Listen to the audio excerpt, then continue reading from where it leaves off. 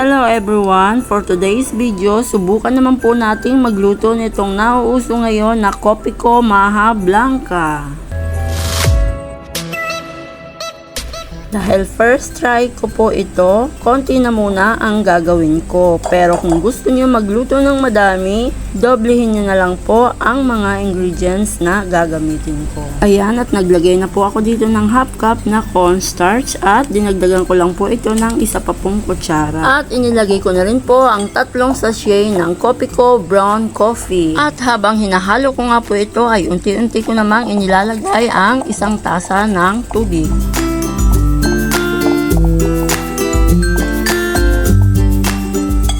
At ngayon naman po, ilagay na po natin ang ating 1 tasa ng evaporated milk. Then, haluin lang po at isusunod na rin po natin ang ating 1 tasa ng condensed milk. Ayan, at lalagyan din po natin ito ng 1 tasa ng gata ng niyog. Ayan.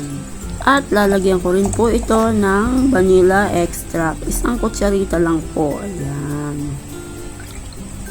Tapos, haluin lamang po mabuti. At kapag okay na po, pwede na po natin itong isalin sa ating mga paglulutuan. Ayan, dahan-dahan lang. Ngayon, isalang na po natin sa mahinang apoy lamang. At continue lang po ang paghahalo.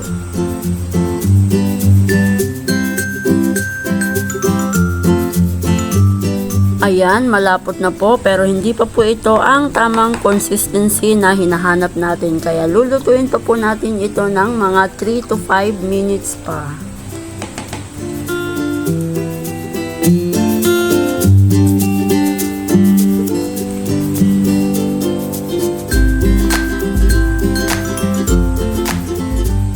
Ayan, okay na po ito. Hanguin na po natin at ilagay sa ating mga molder. Ito po ang gagamitin ko at pinahiran ko lamang po ito ng langis para hindi dumikit ang ating maha. And kung bago ka pa lang sa aking channel, huwag kalimutang mag-like, share, and subscribe, and don't forget to hit the bell button para updated po kayo sa bago ko pang mga i-upload. Palamigin lamang po natin ito para mamaya tikiman time.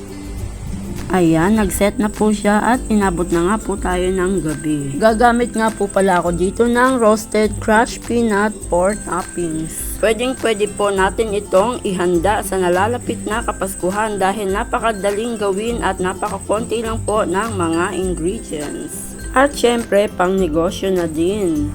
Tara guys, tikman na natin. Kain po tayo.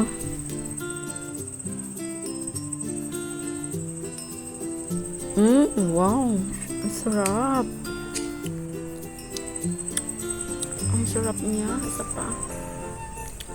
Ay, grabe, ang sarap. Melts in your mouth. Ang sarap niya. Ayan, hanggang dito na lang po. Thanks for watching. God bless. Bye-bye.